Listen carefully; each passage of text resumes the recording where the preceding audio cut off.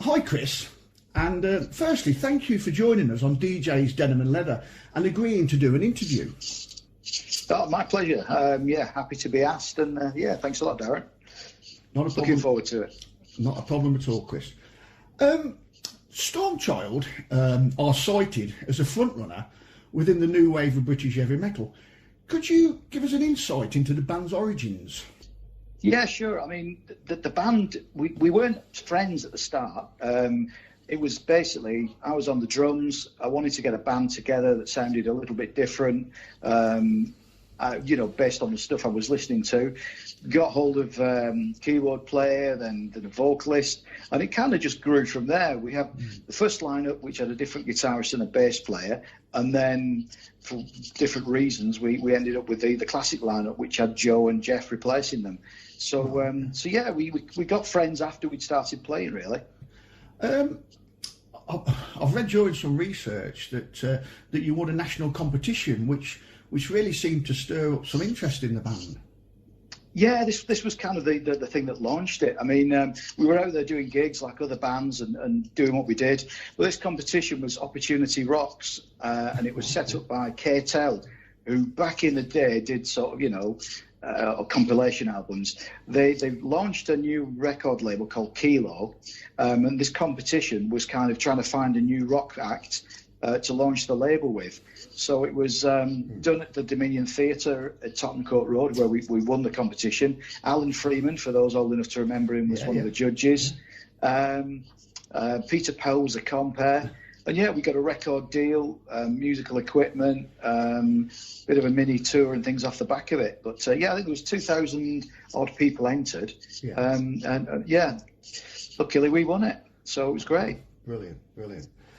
So then, well, you were lined up then to work with renowned producer Chris Tangaridis during 1981. But as happened with probably a good many bands at that period, sort of momentum seemed to be lost. Yeah, Chris was lined up to do the stuff with us. We had a tour planned in America with Bob Seger. We were going to be launched on a Thames riverboat with the London Press. And we had the Marquee as like kind of one of the early gigs to do. We were just young kids who we were all had our own hot-headed ways of doing things. Yeah. We didn't particularly get on that great when it came to decisions. And that was the problem. So, yeah, we split up before we got a chance to do anything really. And when you look back, you think, oh, yeah, are we serious? Because we didn't have jobs. We all went back on the dole after we'd split. So it was a crazy time really. But these things happen. Yeah. Right, so from that original period, the single Rockin' Steady was cut. And as we all know, there's a lot of rarities out there from the collectors, are searching for. But Rockin' Steady, quite frankly, seems to command a king's ransom when a copy happens to surface. Yeah, I mean, it surprised me. I mean, the band kind of... over the years, I never really looked into anything. And when I Googled the band back in sort of 2008, 2009, I just thought, blimey, look at the value of this. I mean, Rockin' Steady was done as a white label copy just to attract a producer.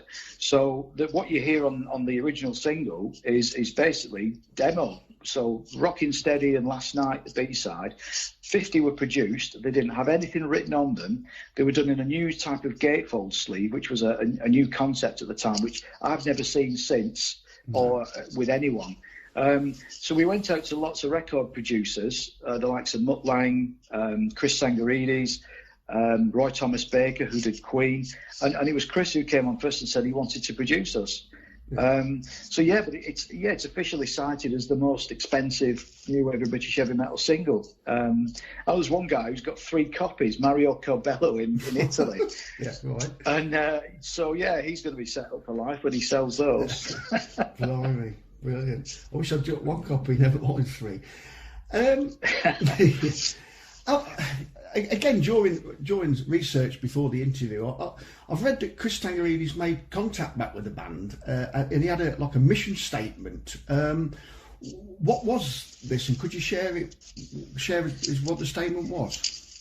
Yeah, well, I'll tell you, take you back a little while, because when I got it, Mario Corbella mentioned the name because I got in touch. Well, he got in touch with me when we were living abroad, and said, "Have you got any tracks of Stormchild? There's a record company, High Roller, who want to put something out."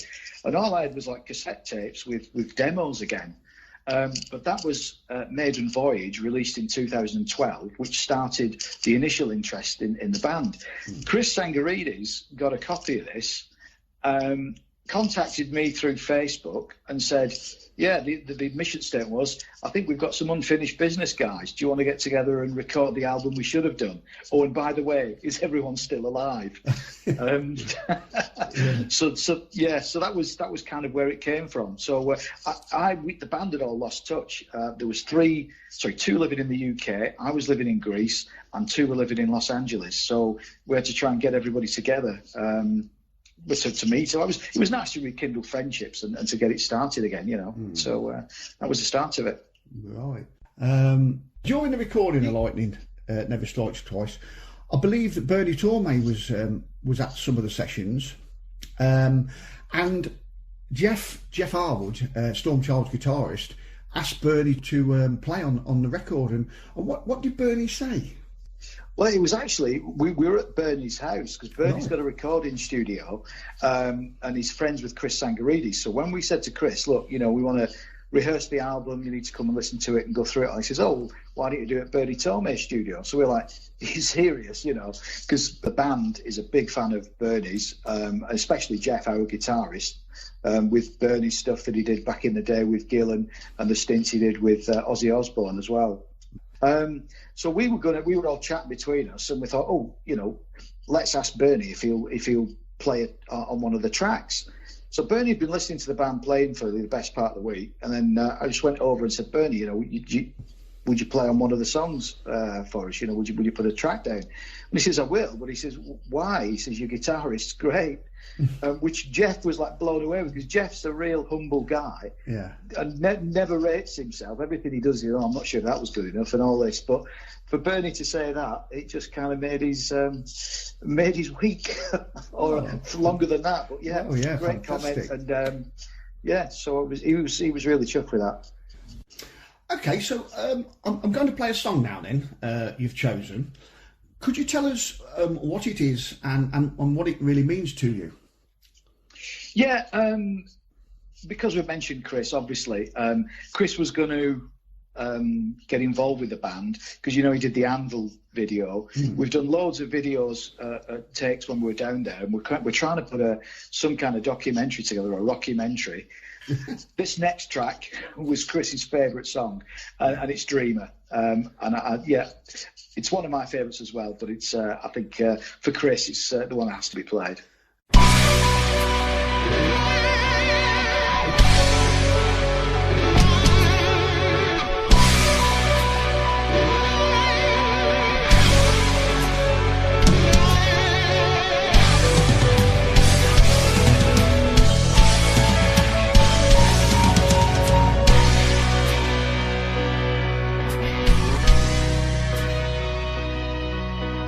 Look into my eyes,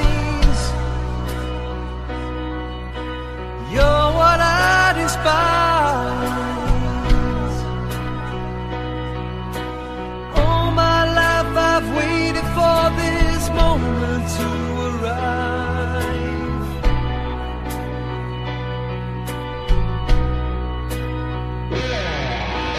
Now you'll see the light.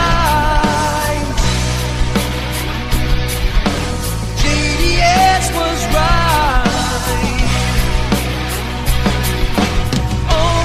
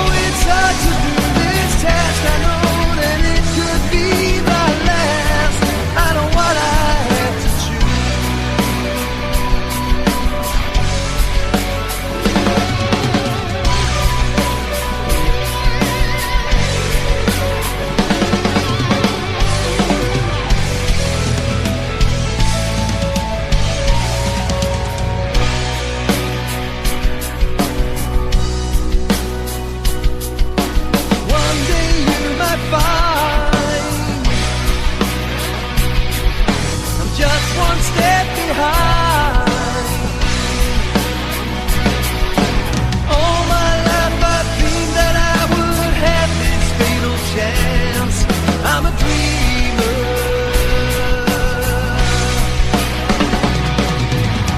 At night I dream of what you sang, the jokes you made, the girl you laid, and I know what I have to do. Although it's hard to do this task, I know that it could be my last, and I know what I have to choose.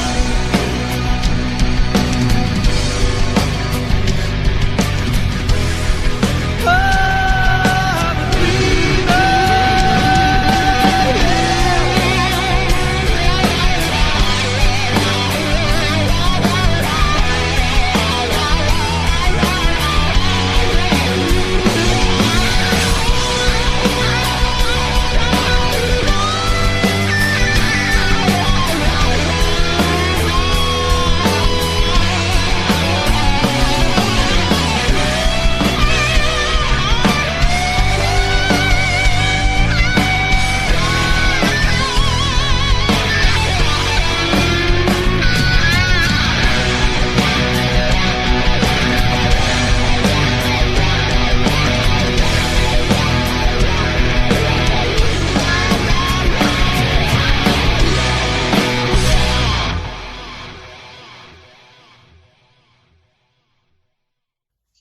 So the album Lightning Never Strikes Twice is released, and once again interest in Stormchild builds. And I've read you played a headline spot at this year's, yes, you have heard me right, this year's Brofest in February.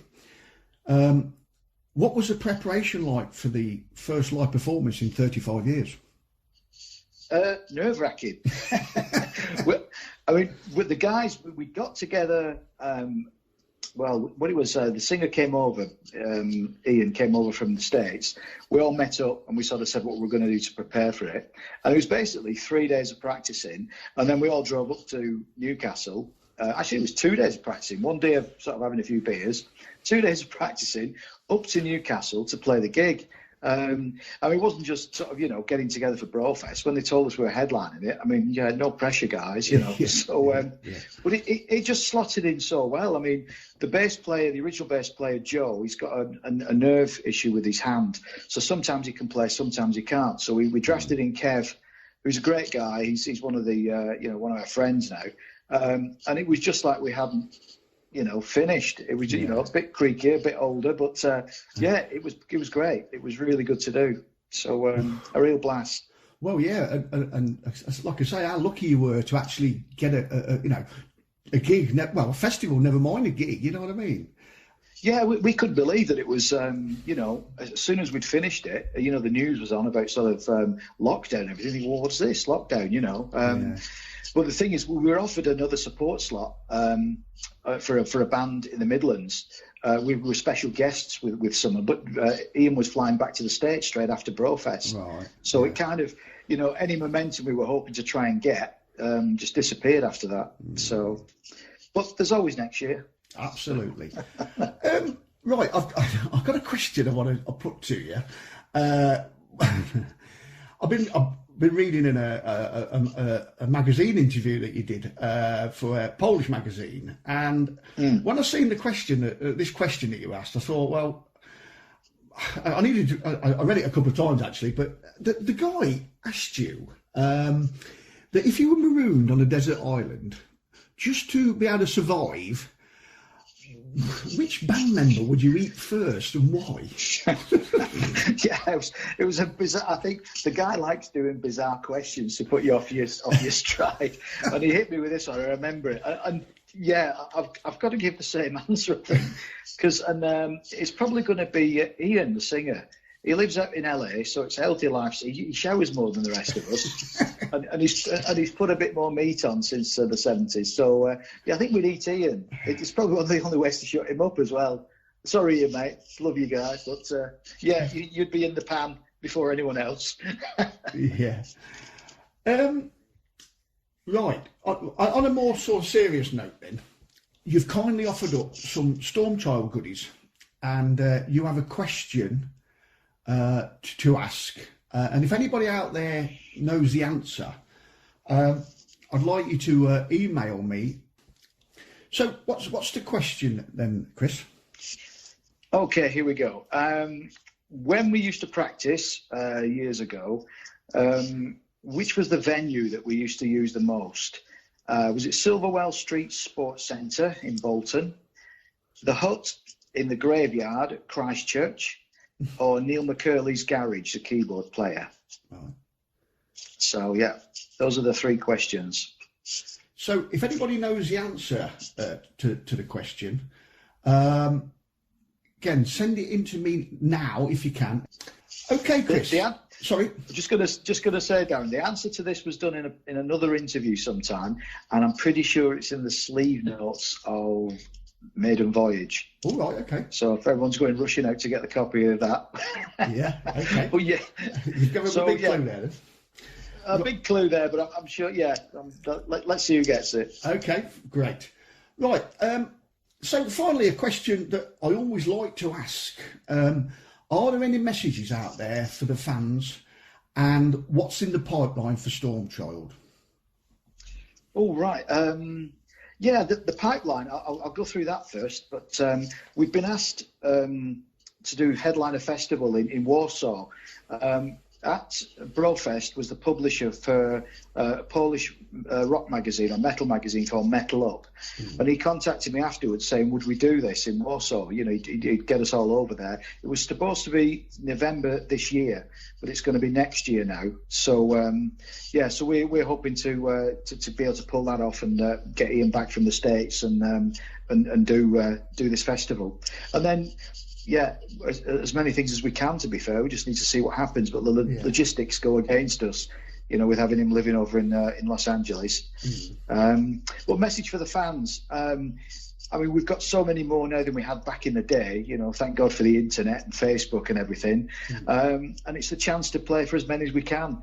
You know, Brofest was great. It's just really humbling to have so many people come up to you who, you know, you're their heroes, same as I go to gigs and meet with all kinds of people, like, you know, and you're seeing them. And it's a bizarre thing, but it's great to see. So, yeah, play to as many people as we can, hopefully release some more material. And, yeah, that's basically it. Brilliant. Well, thank you, Chris, for joining me on DJ's Denim and Leather. And the very best wishes for the future, and a very Merry Christmas to you. Yeah, Merry Christmas to you as well, mate. And to everyone out there listening to the show, carry on listening, stay safe, and have a great New Year as well. Thank you, Chris.